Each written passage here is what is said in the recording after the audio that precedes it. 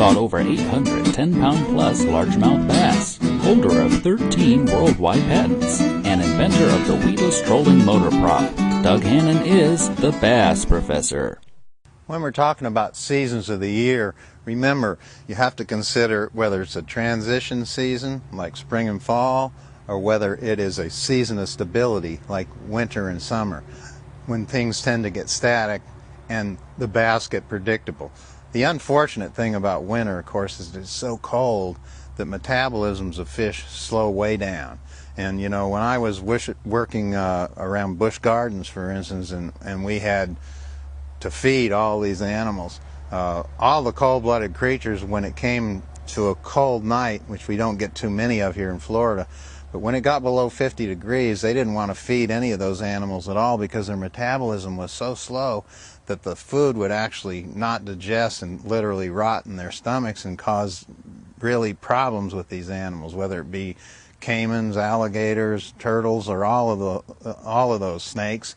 So the basic thing to remember is metabolism goes way down in summer, and the fish won't naturally feed. They're slow, they're torpid, plus they move out to areas where they really just need to hold and keep the weather off their back. So when it comes to winter time, remember that about the fish.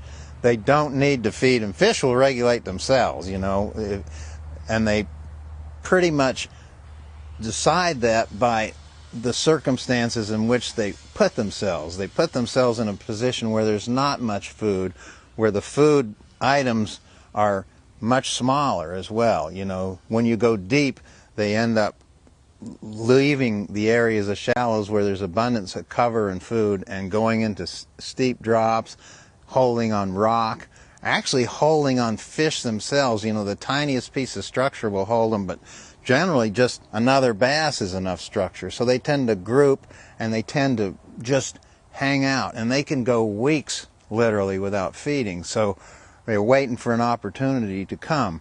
When it comes, they will feed, and if you fish the vertical lures, the little silver spoons, and flip them out and let them drop and jig them all the way down at different depths, or go out on these ledges at the end of points that are connected to the summer feeding quarters where you know the fish have come from, they're not going to go much past that. So look for them hanging out there on a depth sounder, and you can catch these suspended fish. And when the Indian summers come and the warm weather comes, these fish will move up higher, and they're looking for shad, they're looking for just schools that happen by, and that's the way they feed. So with your winter fish, remember, slow, vertical, and small lures, and that's where you'll catch your biggest fish. And some of the biggest fish are caught in the winter because guess what? They've already stored a whole summer worth of fat to get through that time. So you can get some really big fish on those winter days.